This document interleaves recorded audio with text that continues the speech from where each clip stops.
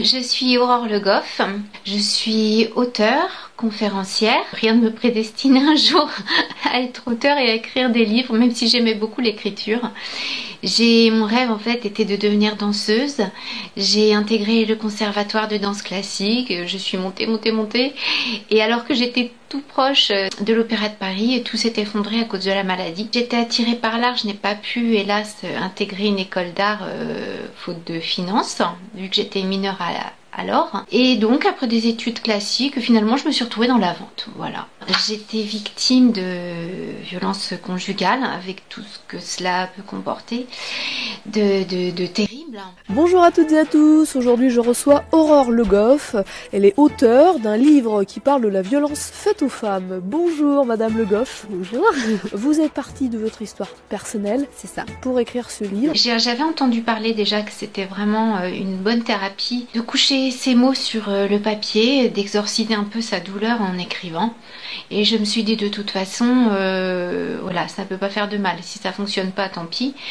Et finalement ça a fonctionné. Dans ces écrits j'y ai mis vraiment tout mon cœur, toute ma douleur. J'ai voulu vraiment expliquer le principe des violences conjugales. Ça a été, difficile, douloureux, compliqué, mais nécessaire.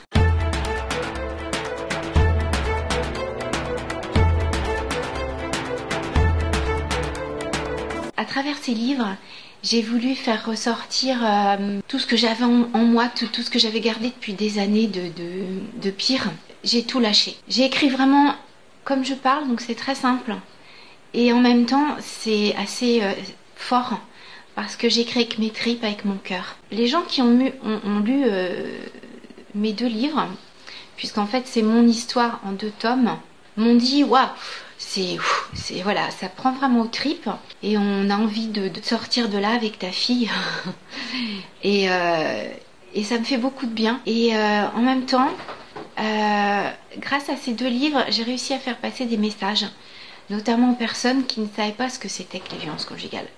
Parce que tout le monde sait, tout le monde croit savoir. Mais beaucoup s'imaginent que violence conjugale, ça s'arrête aux violences physiques. Or, c'est totalement faux. Ce sont des violences physiques, psychologiques,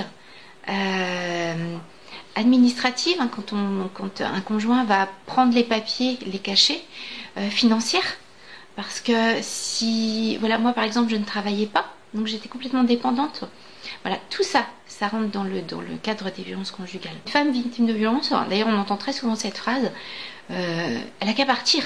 Mais c'est pas si simple. En fait, vous ne apercevez pas de ce qui se passe. Il va commencer par des petites réflexions. Il va tisser, c'est comme une araignée qui va tourner autour de vous, qui va tisser une toile. Et quand on se retrouve pris dans cette toile, c'est terminé. Et voilà. Qu'est-ce qui a déclenché votre départ ? C'est qu'on s'en prenne à quelqu'un d'autre, et surtout quand c'est un enfant. Voilà. Et ce qui s'est passé, c'est qu'à ce moment-là, donc mon ex-mari s'en est pris donc à ma petite fille âgée d'à peine 3 ans. Elle avait un peu plus de 2 ans et demi. Donc il l'a attrapée par les cheveux et lui a craché au visage.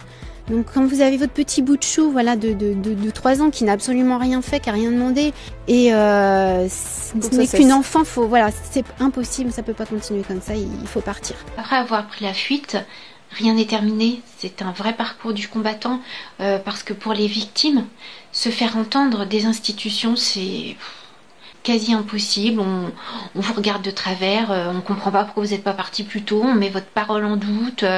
Quand vous dites que votre ex-mari, votre ex-conjoint a été violent avec votre fille, on pense que c'est juste une excuse pour le couper de l'enfant. Elle avait 6 ans, elle est rentrée, elle ne parlait plus. Et il l'a agressée sexuellement. Et voilà, ça a été terrible.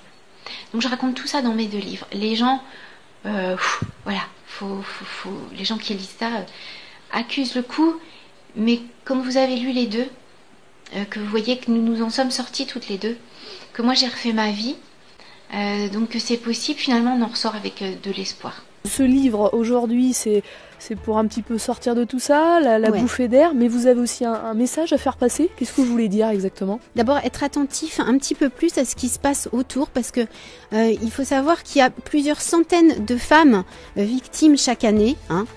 que moins de 10% déposent plainte et que plus d'une centaine meurent.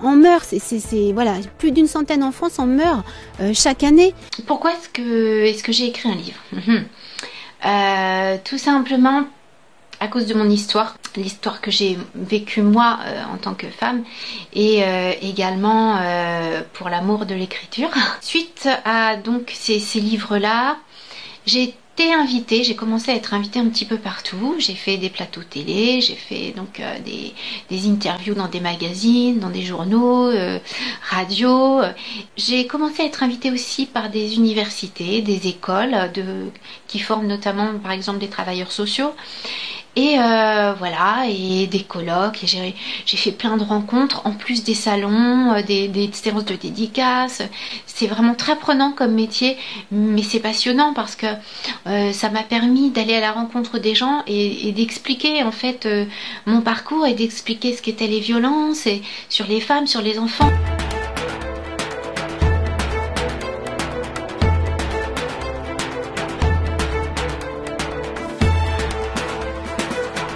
Coronavirus va faire des drames. On n'en est pas sorti, ça va être terrible. Moi, ça me fait vraiment peur. Et ce n'est pas parce que vous êtes confiné que vous n'avez pas le droit d'appeler au secours, que vous n'avez pas le droit de partir. Surtout pas. Vous avez tout à fait le droit d'appeler au secours. Hein. Être confiné à la maison ne signifie pas ne rien faire et supporter d'être humilié, insulté, battu. À toutes les femmes victimes de violences, que ces violences, il y a eu un début. C'est le moment où vous êtes entré dans le tunnel et il y a une fin. Tous les tunnels ont une fin. Donc il faut garder espoir.